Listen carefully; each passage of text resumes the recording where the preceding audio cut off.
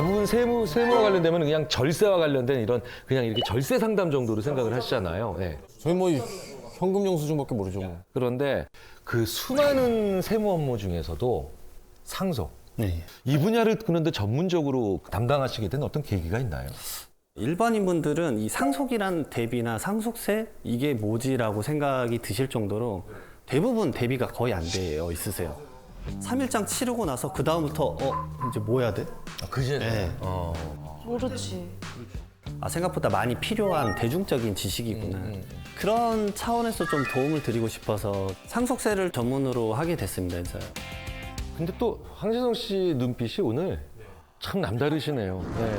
그러니까 정말 오늘따라 또 이거. 정말 궁금한 게 정말 많으신 것 같아요, 지금 표정이. 저는 아까 그 대한민국 상위 1%에 궁금하지 않았습니까? 대체 그 1%들. 그렇지, 뭐야? 실제로 존재하나 했던 그분들을 저분은 직접 만난 거 아닙니까? 1%의 자산가들은 과연 규모가 네. 어느 정도인지. 진짜 궁금하다. 저 이렇게 반응이 핫할 줄 몰랐는데. 22년에 이제 자산에서 부채 뺀 거, 순자산이죠. 순자산 기준 상위 1%가 한 33억 정도라고 하시더라고요. 33억? 네. 캐시로만요? 아니요, 그렇지 않아요. 부동산 합쳐서? 그러면 엄청난 건데요? 33억 캐시로 쓰면 어마어마한 거야. 근데 그런 사람 있지 않을까요? 있긴 있습니다. 이거! 금고에다가. 그래, 그 1% 안에 저런 사람들이 다 그치, 들어가야 네. 되니까. 아니 근데 의외로 대기업의 회장들도 현금으로 그렇게 많이 안 들고. 형님이 그거 사업 계속 말아먹어서 그런 거. 형님, 아무 안 먹었으면 형님 30억이면 50억도 그냥 캐시로 있을 거예요. 아휴, 내가 1%될 수 있었는데. 저도 이거 이제 대본 받고 맞네, 내 고객분들 진짜 1% 이상이구나라고 이제 느꼈던데 예. 처음엔 조금 이제 현타가 오긴 하는데 좀 지나다 보면 사실은 이제 오히려 전 숫자만 보는 사람이라서 그냥 숫자엔 좀 무감각해지고 100억과 막 이런 것에 너무 몰입하고 계시는데 사실 그분 입장에서는 그걸 읽어내기 위한 고생도 하셨고 삶의 자세들을 배울 때가 사실 많이 있습니다. 그래서 오히려 그 다음부터는 좀 사람을 보게 돼요, 사실은. 세무사님도 그분들과 계속 함께하면서 약간 겉멋들었던 적 없습니까? 평소 내가 사지 않았던 뭐냐? 명품을 샀다거나 아니, 아니. 등으로 한번 바꿔봤다. 벨트. 그 정도 살 수 있잖아요. 아유, 아닙니다. 예리하다. 근데 들리는 소문에는 하루에 몇 분씩은 꼭 무료로 상담을 해주신다고요. 몇 분이라는 게 시간 몇 분이에요? 사람 몇 분이에요? 너무 날카로우시네. 왜냐면 나 남는 시간이 없어서 딱 5분만 합니다 이럴 수도 있잖아요. 그렇지. 중요해. 맞아. 정말 스몰 퀘스천인데 근데 이제 많은 분들이 이제 요청을 주시는데 무료로 상담을 꼭 하루에 한 분이나 두 분 정도. 근데 이렇게 이제 제가 무료 상담을 하게 된 계기가 사실은 코로나 때였어요. 그 남편분이 그냥 진짜 증상 없이 그냥 돌아가셨어요. 3일장 치르고 이제 슬픔에 빠져 계시잖아요. 근데 이제 2차적 슬픔이 어디서 오냐면요. 그 재산이랑 채무를 정리를 하셔야 되는데 그걸 어떻게 할지 모르는 거예요. 그 법인의 이제 대표자였기 때문에 법인이 어떻게 운영되는지도 몰라요.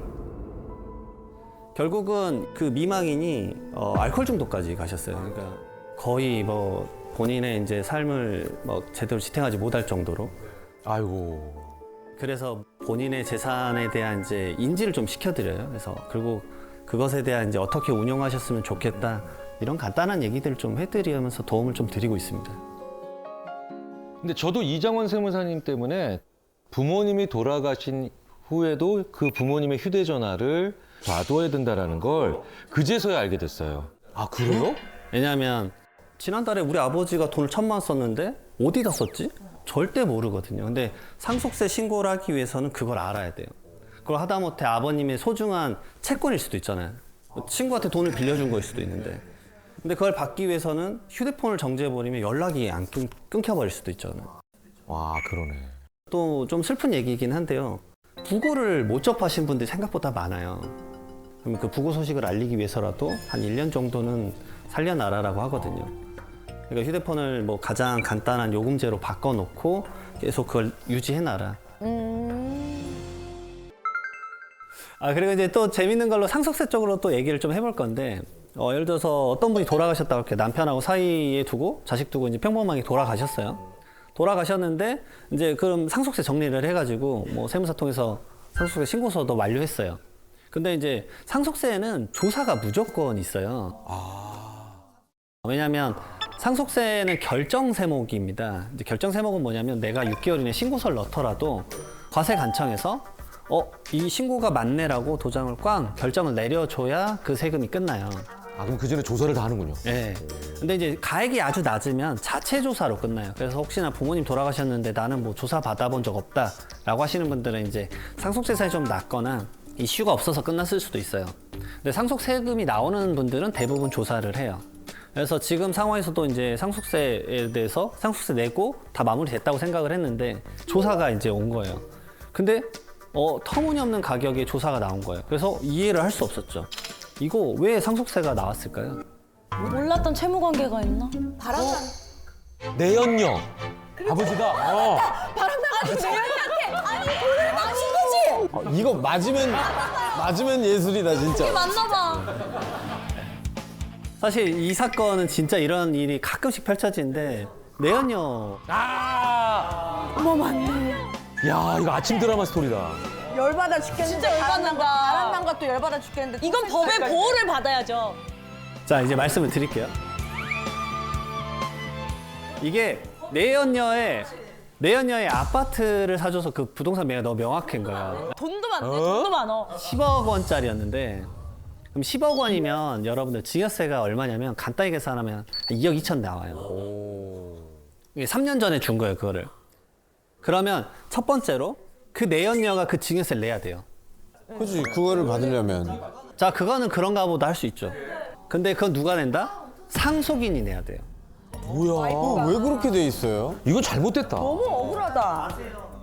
이게 유산 과세형, 유산세형이기 때문에 전체 재산에 대해서 상속인들이 내게 되어 있어요. 그럼 궁금해요. 상속인이 냈어요? 그러면 그거는 뺏어올 수 있는 게 아니네요. 2억 5천만 원 정도 이분이 내셨어요. 그래서 상속인이 내고 냈어요? 네. 그 내연녀가 갖고 있는 아파트를 제가 가져올 수는 없는 거잖아요. 아니 둘이 쇼 봐야지 그거는. 만나가지고. 법적으로. 아우 오덕이 엄마 그 쇼부는 안 돼. 아 오덕이 엄마 쇼부는 영어가 아니야. 다른 형태의 이제 소송 형태가 있긴 하겠지만 세금적으로는 결국은 이제 세율이 높아져서 차익 부분에 대해서 상속인들이 그걸 낸 거예요. 근데 이 규정이 왜 생겼냐? 피상속인이 그러면 돌아가시기 전날 돈 다 빼서 다 나눠주면 돼요. 그러면 세금을 낮출 수 있잖아요. 그런 것들이 이제 막고자 해서 생긴 거죠. 근데 사실은 좀 억울하잖아요. 이런 경우 억울해요. 보호될 수 있는 게 하나도 없는 거. 그래서 이것도 지금 이제 정부 차원에서 좀 바꾸자. 그러니까 지금 하고 있는 건 유산세형, 유산 과세형이라고 표현하는데 갖고 있는 피상속의 총재산에 대해서 과세를 하니까 이렇게 하지 말자. 어떻게 한다? 받은 만큼 내자 상속세. 그렇죠. 그게 합리적이네요. 이게 유산 취득세예요. 어. 그러니까 세법에서 말하는 응능부담 원칙이 맞아요. 내가 받은 만큼 내자. 근데 약간 여담으로 말씀드리면 일본이 이렇게 했었어요. 자, 그러면 어떤 부작용이 생겼을까요? 받은 만큼 냈을 때 부작용? 편법이 또 생길 수 있겠네. 네, 편법이 어떤 편법이냐면 네. 양자가 생겼습니다. 양자를 3명을 들이면 다양한 방식들을 편법으로 활용하는 거죠. 그래서 다시 어떻게 개정됐냐면 알 수가 없으니까 그러게 해도 법정 지분만큼은 내라. 이런 식으로 또 바뀌고. 완벽한 법은 없군요. 모두를 막지 못하네요. 그러네. 완벽한 건 없다. 그래서 상속세를 바꾸는 게 이게 손바닥 뒤집기 쉽지가 않습니다. 엄청 어려운 논의들이 거쳐가야 되는 거고 다양한 이런 방식들이 논의될 수밖에 없는 거는 확실히 세금이 높아서 그렇지 않을까. 그래서 정부 차원에서 고민을 많이 할 것 같아요. 이번에 이제 좀 더 흔한 케이스인데 사실은 이제 어떤 분은 이제 어머니 돌아가셨어요. 주위에서 상속세 신고해야 된다. 말은 들었는데 엄마 재산이 얼마인지 몰라요. 그래서 이제 차근차근 재산 좀 알아봤죠. 근데 어머니가 1년 이내에 인출한 금액이 2억 원 있었던 거예요. 뭐지? 근데 몰라. 왜냐? 제 아버지가 지난달에 돈 얼마 썼는지 모르거든요. 모르죠. 근데 이 추정 상속 재산이 게 있어요. 내가 본인이 받은 것도 아니고 쓴 것도 아닌데 돌아가신 날로부터 1년 이내 2억, 2년 이내 5억 원의 거액의 인출 금액이 있는데 그걸 소명을 못하면 이거는 안타깝지만 상속 재산이 얹어져요. 와. 나한테 오지도 않았는데. 네. 이렇게 이제 돌아가신 일의 거액을 뽑으면 이제 결국 그게 이제 결국은 재산에 얹어버리는 거예요. 결국 소명이 안 돼버리면. 그걸 방지하기 위해서. 네. 근데 이제 저 같은 경우 이걸 어떻게든 소명하는 입장이니까 예. 그래서 제가 좀 재밌게 이제 케이스들 좀 말씀드려볼게요. 제가 소명한 케이스들이에요, 실질적으로. 그러니까 어떤 분은 이런 얘기를 들으신 거예요. 뭐 어떤 종교 단체에서 그런 말을 했는지 모르겠는데 주변 사람들에게 현금을 줘야 너가 좋은 곳을 간다.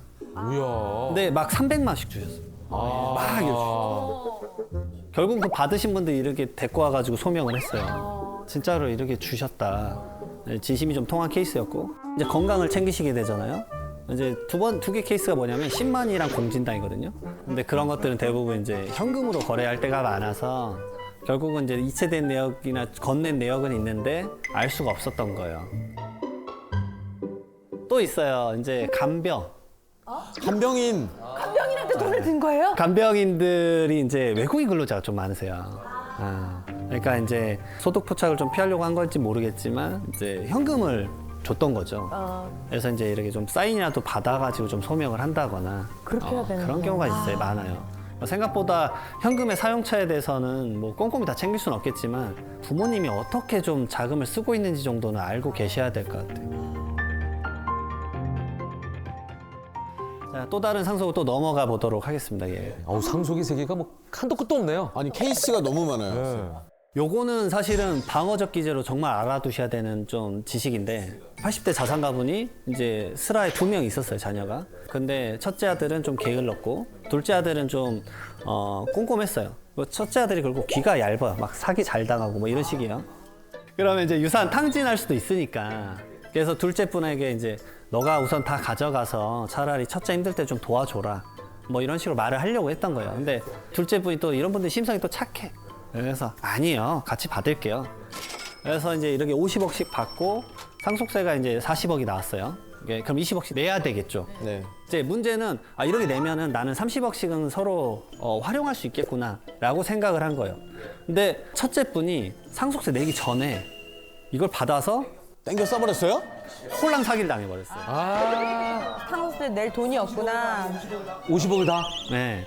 본인 재산까지 날려 먹었어요. 그러면 이거 상속세 어떻게 해요? 이 20억이 둘째 아들한테 가겠죠. 왜냐? 상속세는 연대납세 의무라는 게 있어서 자기가 받은 재산만큼까지는 상속세를 낼 수가 있어요. 그럼 둘째 분은 40억을 내니까 10억이 남는 거예요. 뭐 이건 좀 처참한 이제 너무 극단의 얘기일 수도 있겠지만 생각보다 상속 다툼이 펼쳐졌을 때 요런 케이스 좀 펼쳐져요. 그래서 돌아가시면 현금성 자산은 웬만하면 공동계좌로 묶어두셨으면 좋겠어요. 왜냐하면 그 돈은 다 같이 상속세를 내거나 취득세를 내는데 쓰셨으면 좋겠어요. 같이. 예. 상속 재산의 다툼은 그 재산에 대해서 뭐 내가 5가 아니라 난 6을 받아야 돼 뭐 이런 얘기잖아요. 세금은 이렇게 공동의 문제다. 그러니까 다투더라도 세금에 대한 고민은 같이 해라. 그렇지 않으면은 아주 좀 곤란해지는 상황이 이렇게 펼쳐질 수 있으니까. 선생님, 근데 이런 경우도 있잖아요. 상속을 받기는커녕 빚만 떠안는 경우 있잖아요. 맞아요. 그러면 상속 포기 각서를 쓰면은 안 해도 되는 건가요?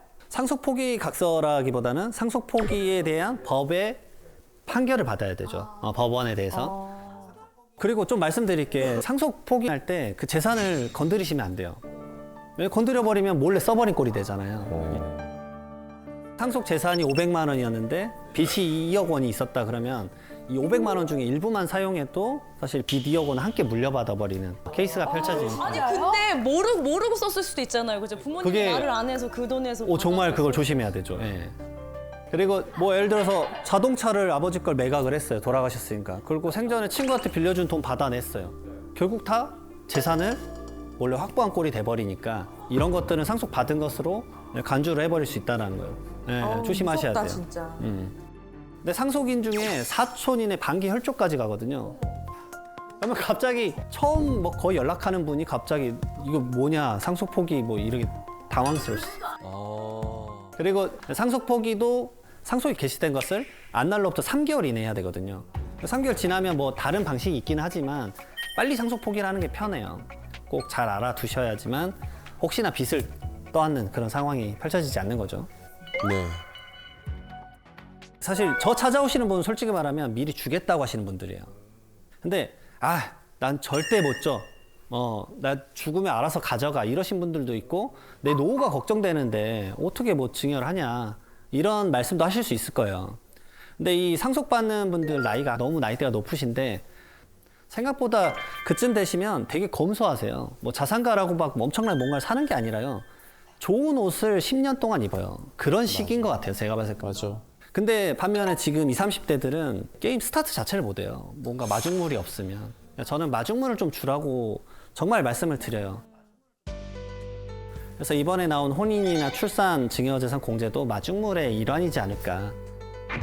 혼인이랑 출산했을 때 증여재산 공제를 1억 원을 더해주는 거예요.